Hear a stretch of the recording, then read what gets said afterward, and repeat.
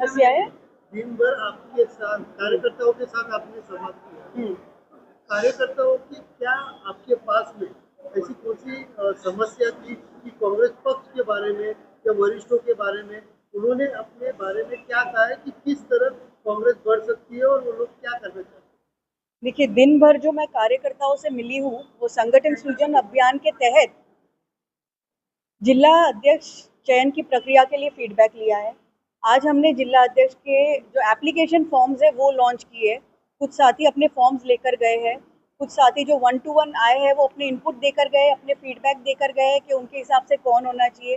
कुछ लोगों ने अपना जो फीडबैक है वो रिजर्व रखा है, बोला है कि जब मैं ब्लॉक लेवल मीटिंग्स करने आऊंगी उस वक्त वो अपना जो फीडबैक है वो देंगे। उसके साथ साथ संगठन को हम कैसे इम्प्रूव कर सकते हैं, क्या फोकस करना चाहिए, क्या नहीं करना चाहिए, वो कुछ कॉन्फिडेंशियल अपडेट्स उन्होंने दिए हैं जो मैं लीडरशिप को सबमिट करूँगी।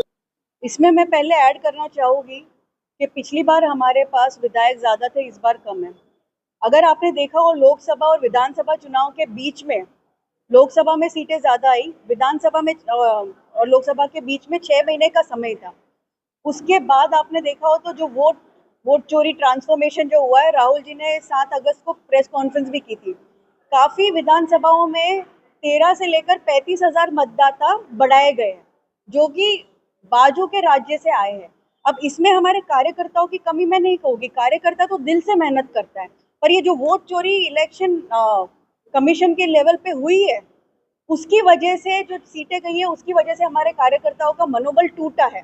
दूसरा, आप कह रहे हो शिफ्टिंग जो होता है, उस शिफ्टिंग जो हॉर्स ट्रेडिंग है, बीजेपी डरा के धमका के बहुत कुछ करती है, जो मैंने आपको पहले भी कहा, मैं उसमें नहीं जाना चाहती क्योंकि मैं अभी संगठन सृजन अभियान की प्रक्रिया के लिए आई हूँ।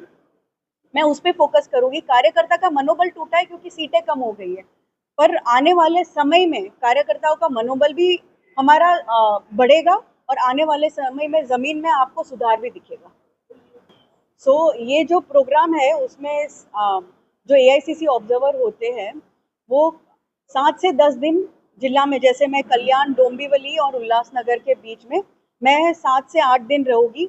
आज मैं ये प्रेस कॉन्फ्रेंस और डिस्ट्रिक्ट मीटिंग कर रही हूँ, कल उल्लासनगर की कर रही हूँ। उसके बाद मैं दोबारा दौरे करूंगी और ब्लॉक लेवल पर मीटिंग करूंगी, उसमें 1 to 1 इनपुट्स लूंगी और उसके बाद जो निर्णय लेकर आएंगे उसके बाद डीसीसी प्रेसिडेंट्स की ट्रेनिंग होगी, 10 दिन की ट्रेनिंग होगी। वो 10 दिन की ट्रेनिंग के तहत लीडरशिप राहुल गांधी जी, खड़गे जी भी आएंगे, वो 1 to 1 इंटरेक्शन करेंगे।